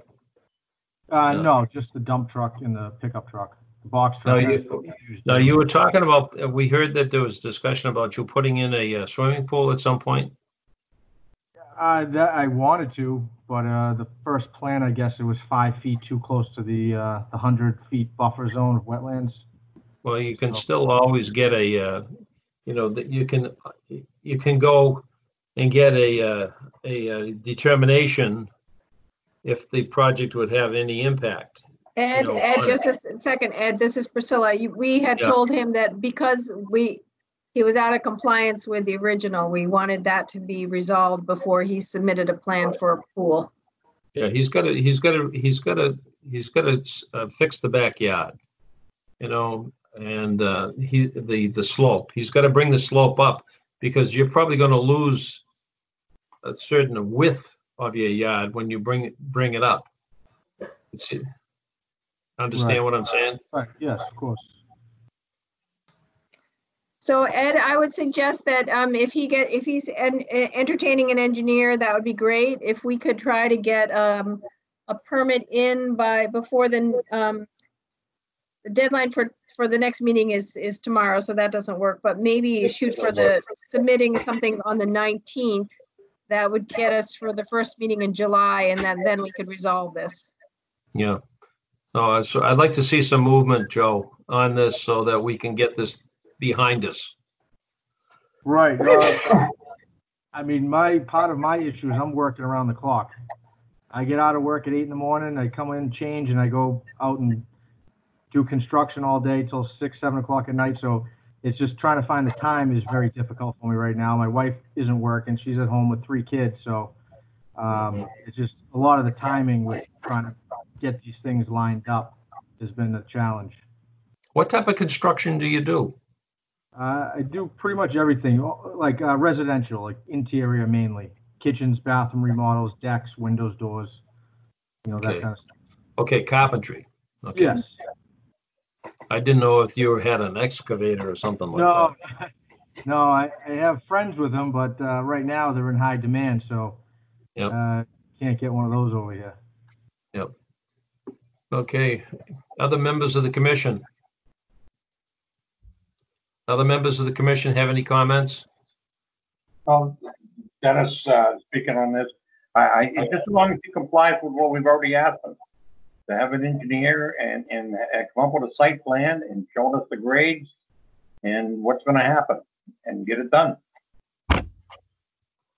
Okay. Any other members of the commission want to be heard?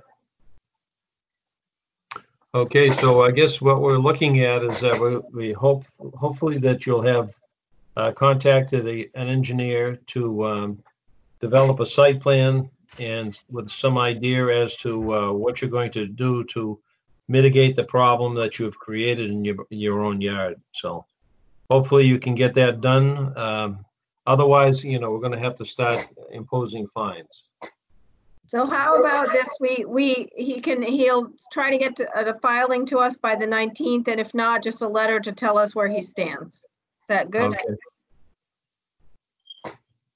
Did you hear that, Joe? Yes, I did. Yep. Yeah, that works for me. Okay. Okay, so you're gonna do something by the 19th of June. Yes. Okay, thank you. Thank you, Mr. Clancy. Okay, Thank Joe. you. Okay, next item is Mr. Wambold. Are you out there? Yes, sir. Yeah. Mr. Wambold, how are you this evening? I am. I'm hanging in there. Thank you. And yourself? Yeah, you've had some adversity, I understand. Yes, thank you. We're just trying to figure out what you're doing down there on Route 20. What is your intention down there? Well, basically, the work is now done. It's just got to stabilize it. But basically, what we've done is built a structural barrier inside of the existing stone wall, and we do own that property to Route 20 and west, quite a ways towards the lights. But we kept everything inside of the existing stone wall. We were having issues the last couple of years with cows seemingly attracted to the lights, have been escaping and obviously incurring a fair amount of liability, and also just plain not wanting anybody to get hurt. And so, basically that's what we've done. We're going to change out and install the gate. That's really the last of the work that remains, is to put the gate back in and close it up. Yeah, well, I think that, you have a gate there, you're accessing it off of Route 20. You don't have a curb cut on Route 20. But also, in taking a look at the some of the pictures that Priscilla presented to the commission, you actually cut a trench along and you have water running in it. Well, that's just runoff from the hill, and it's been collecting down there for years and causing the feed for the cattle to rot.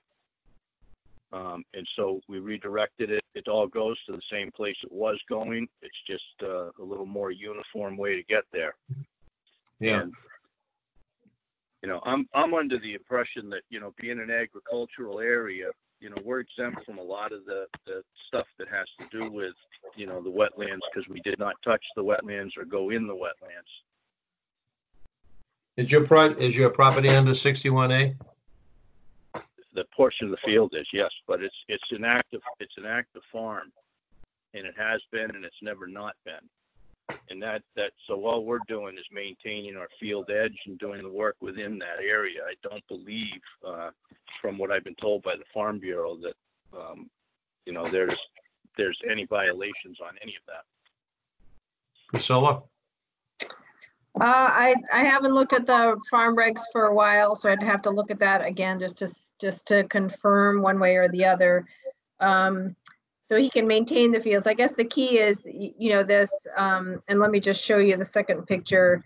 There's a pretty large barrier there that he's brought in a lot of fill to put there. So I guess the question to the commission, and I'll look at the Farm Bureau stuff too, but the question to the commission is whether this large barrier, and I think the third picture might show it. The third picture isn't as good, but so this is from the gate entrance off of Route 20. So this is what you see right off of Route 20, and this is the big mound that he's created. There's a stone wall along this edge here, and I guess I think it was Dave Williams who was alerted me to that the work was being done, and so I mean this was a follow-up because there's work being done that's near wetlands without a permit. We just wanted to be sure that everybody's on the same page before he goes too much further. Yeah, I mean we're done for now, so it's just got to be stabilized.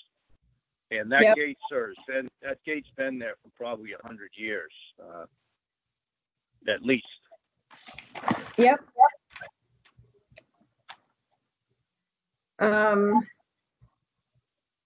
So I guess the question to the commission, I'll look at the agricultural stuff, is sort of what the next step is. And so Mark, I don't know what the agricultural, I know you can manage your fields and do that. I don't know about this big mound that's there. It's a change to the existing fields, sort of dynamics. So I just don't know how that falls into. I'm sure that's an interpretation, but we dealt with it just this past year on a project in Sherburne. And as long as you're within the property lines and you're not actually going into the wetlands, from my understanding is it's field maintenance, field edging, and everything is exempt under the agricultural exemption of the Wetlands Protection Act. I think that Priscilla, could you have DEP weigh in on that? I can look at the regs and I can figure that out, and I can also, Karen, are you familiar with that at all? No, not enough to be able to weigh in, no. Okay. So I can look at that, and then I guess the question, if it resolves that he needs to file, then I'll work with him to file it. And if it's a sort of an exempt thing that we just have to approve, I'll figure out how that works. How's that? All right, and I'm happy to meet with you again down there, Priscilla. Yeah, Okay. and I think some of the members may want to look at that too. Yeah. Okay. All right. Well, thank you, ma'am. Okay. Thank you. Thank you, sir. Have a good night. Good evening. Bye-bye. Okay, next violation notice for 1017 Hemingway. So this is the one, it's already completed. They will file after the fact. I just haven't got around to getting that piece of paper to them. So maybe the next meeting. Okay, next is the draft order conditions for 43 Red Spring Road. We received them in the packet. Whoops. Whoops. That's the old plan, so that's the wrong plan. But you received them in the packet. I don't think I've loaded them here. No. So any comments on the draft? No. Let's see. Let me pull mine out.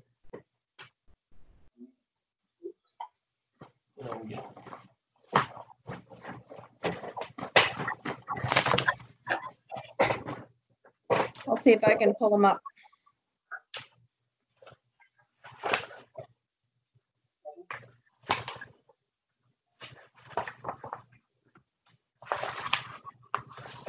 For some reason, I don't have them. Priscilla, this is Karen. You had a question on number 38 as to whether it applied to this lot. Yeah. Yeah. So can you put up a map of the lot again? Do you have that handy or? Yeah, hold on a second. I just found the document. So let me just see if I can share this one.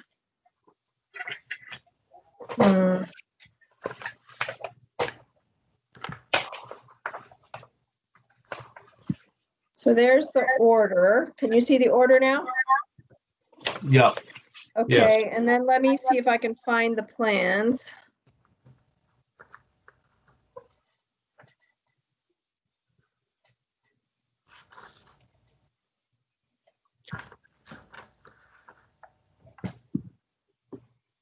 Oops, sorry.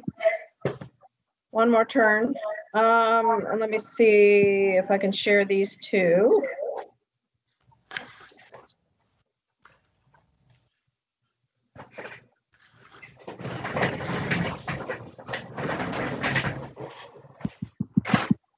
All right, there's the plans.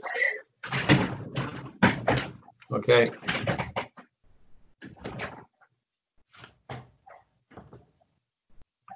Okay, we see the plans. So Karen, what's your question? I just wanted to make sure I understood your question as to whether the markers should go along the driveway. Let me see if I can see the plan a little bit better. Oh yeah, so the wetland is here, and so, but the 20-foot buffer zone is kind of in the middle of the driveway. So I'm just trying to figure out where we marked this 20-foot buffer zone line.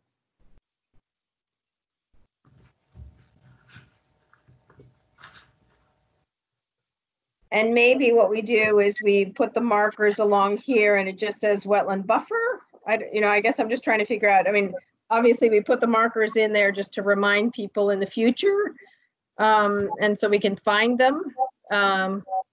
So I guess I'm just trying to get some thoughts from you guys. This is sort of an existing conditions situation, and I'm just trying to figure out how we memorialize things for the future.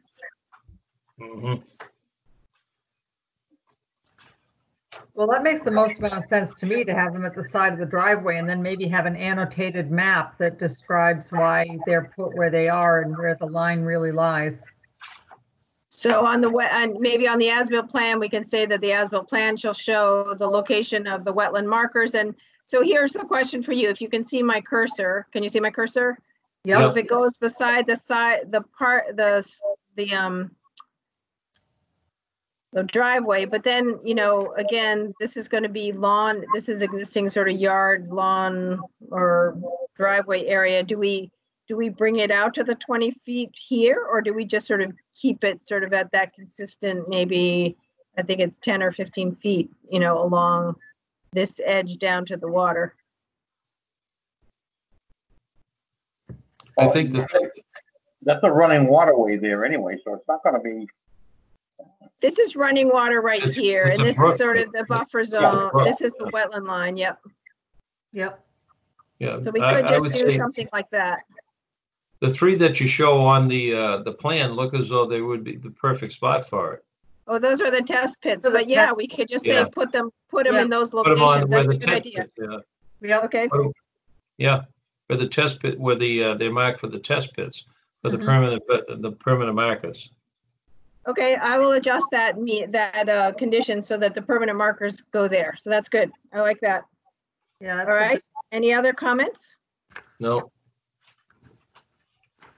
No, we had, Did I have a bunch of other questions? I can't remember. You did have one other, okay. Actually, you have two more. In 39, you asked whether, how do we handle the language on the Red Spring Road lots in general? Yeah. Yes. So I don't know quite how to. I think that's a question you have to ask the city solicitor. You know, Okay. how do you have a certificate of compliance on something that you don't own the land underneath your house? Right. Or how do we put the deed language in there? So that's the question. So I will talk to legal, and then I can just adjust this wording, because it may go with the deed language for the house, because they don't own the land, they just own the house. But it may be that we can incorporate it in some kind of a quitclaim deed or something like that. So I'll ask legal what the mechanism is so that this wording can be included. Mm-hmm. Okay. Okay. Okay. Is there anything else? Anything else? I don't know if there was any other questions. No, the only other one was 40, which is the same. Yeah. So whatever we do, correct. Whatever we do at 39, we'll do with 40. Yep. Yeah. All right. Okay. So entertain a motion to issue a certificate, notice of intent. Order of conditions for 43 Red Spring Road. I move to do so. Motion is made and seconded to approve and issue the order of conditions. Any other discussion on it? Any other discussion? Yes, can I ask a question, Andy? Go right ahead, Dennis. My question is I didn't go through the last deliberations on this. Is the contractor, before he starts any of this, coming and visiting us to explain what he's going to do, or we just giving him the okay with this draft order? I think we were going to do pre-construction meeting with me, but if you want them to come back to you, we can do that. Well, it just because I had asked the last meeting prior who was going to GC this, and they knew no name. He didn't know any names. So who is this? Who's going to be doing this? That's all. Yeah, well, there is a requirement for a pre-construction meeting, which is in the beginning of this set of conditions. So one of the conditions is that they have to meet with meet with me and I have to meet with the contractor and all that stuff. So, but if you want them, it's up to you guys. It's up whether you want them to come in before To that. me, I think that they have to meet with you prior to any construction because the brook is right beside it. Correct. Unless you want them to come into a regular meeting. Anybody want them to come into a regular meeting?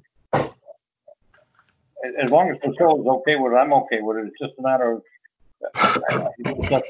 who's doing it, that's all. Yeah, I'll make sure I know Dennis, and they can't start without talking to me. So if I have any questions, I'll ask you. Oh, thanks.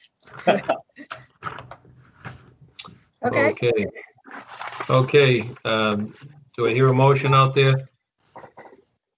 Karen made a motion. Karen made the motion. Okay. Edward Clancy, yes. Dennis Demers, yes. Karen Paquin, Yes. John Scarron, Yes. Alan White. Alan? Okay. I think you said yes. Yes. Okay, thank you, Alan. 5 yea, it is approved. Okay, next item on the agenda is the Roosevelt Street. I got so many papers floating around on my desk right now. This is for the issuance of the order of conditions for Roosevelt Street. One of the things that I did ask Priscilla to do is to make sure that prior to any construction of the lot, they have the sewer in, because otherwise the house should not be built. So Ed, I did talk to the applicant about this, and they just asked if that could be, they are going to put the sewer system in simultaneous to the building of the house, so they didn't want to have the sewer in first. They just wanted to be sure that obviously no occupancy could be issued until the sewer system was in place, and I don't believe they could get an occupancy. So I think that's a reasonable, so I reworded it to say, it's on your screen. It says prior to any work on this lot, the sewer system must also be under construction.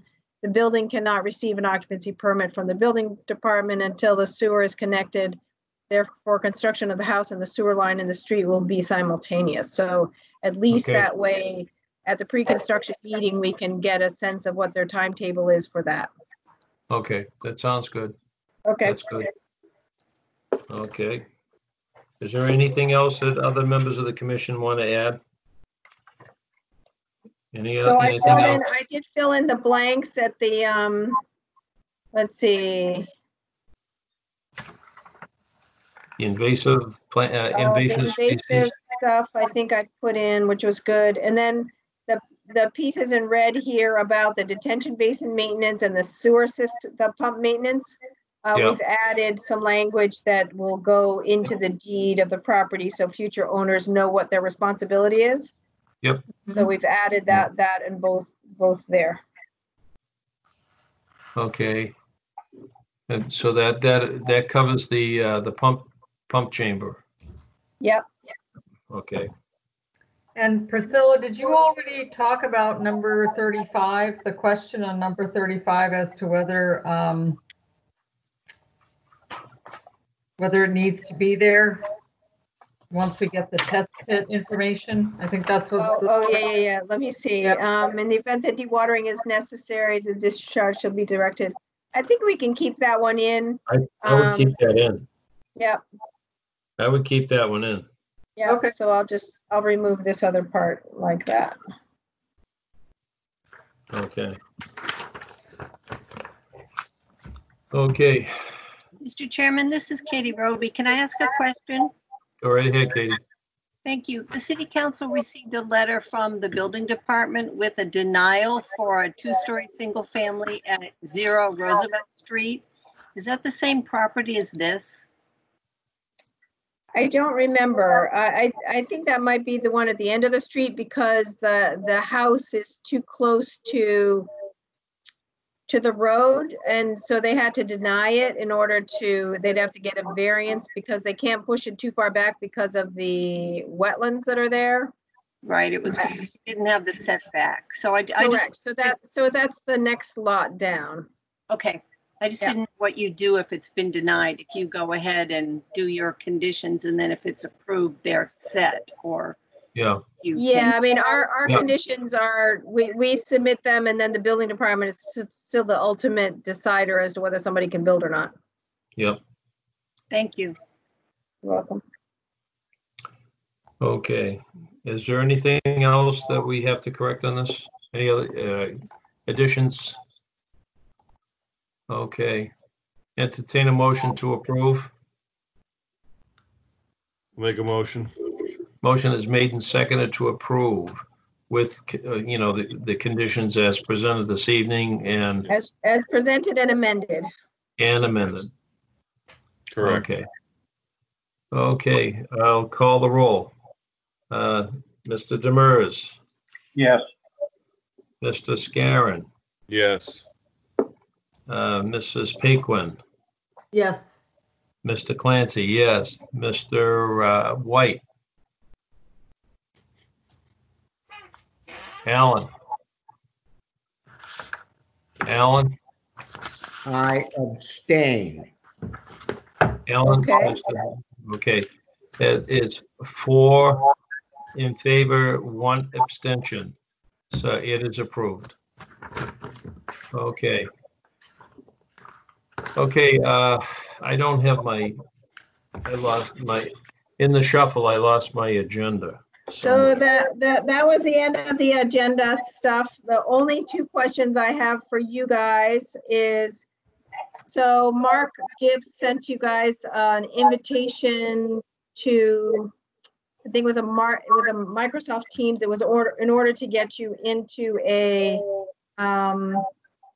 team, into our team so that we can all share documents together. So if you see that one, it wasn't related to the meeting, you can just accept, and that sort of gets you into that. So there was a confusion about what that was. So there was a second one there. The second question to you is, if most of us are coming to the meeting or the site visit on the 9th, I can bring all the pieces of paper we need to sign from the last couple of meetings. Okay. And I can spread them all out on somebody's truck or something, and we can all sign those pieces individually, social distancing correctly. And then we can get, then I can start issuing some of the permits that we've approved over the last meetings. I thought we approved you signing for us. We can do that. In some cases it works, in some cases it doesn't. So I will figure that out. If I need you to sign, I'll bring it on the on the Tuesday. And those who can't make it, Sue and I will just sort of arrange for you to come to City Hall, and we'll meet you out back to sign something. But that's sort of how we'll do that. Okay.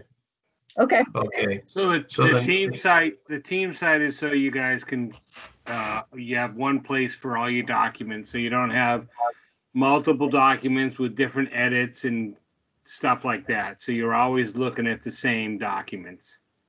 Okay. Now, how do you access that, Mark? So you just click on that link and it will take you to the team site. And when you go into the teams, there'll be a link that says files. She hasn't uploaded the files yet, but she will. And then anytime that she has documents pertaining to this committee, she will post them up there. Okay. And she has her hand raised. So in other words, what we would do is that we would take and put that as an app on our Surface.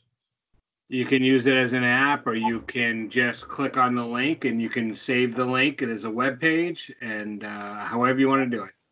Yeah. Well, I'll figure out how to use it, and then once I figure it out, talking beyond our level. So, like I say, you can always call the help desk, and we can always jump into your machine or just walk you through how to do it, how to access those documents. It's a much better way than handing documents that are modified, then modified again, and then somebody mocked them up again, and never having a current document. You don't want that document to be copied and copied and copied. You want to constantly work off the same documents. You know what I mean? But we Is it wouldn't like a have Google ac- Docs thing? Is it similar to Google Docs? Yes, absolutely Oh. the same thing, but it's Nice. secure Nice.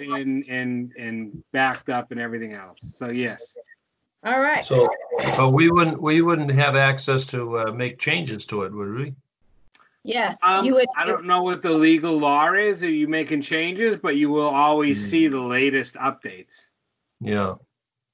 I'll play with that, Ed, because Yeah. Karen and I were trying to do that with the Trails Committee. So if this is an option, we can try this way too. So. Oh, absolutely. This is the exact same way. You can both be in it at the same time and you can see, you know how like when they took control of your mouse today, you saw the initials of the person on the mouse? Yeah. Yeah. It's the same thing. Like when you're in a document, you'll see somebody else's initials in there typing things up.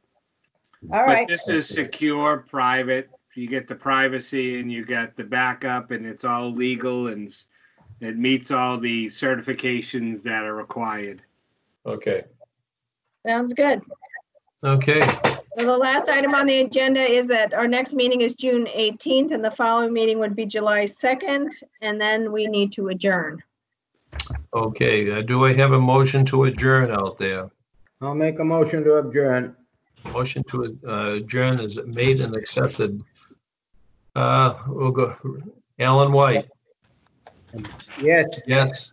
Dennis Demers. Yes. John Scarron. Yes.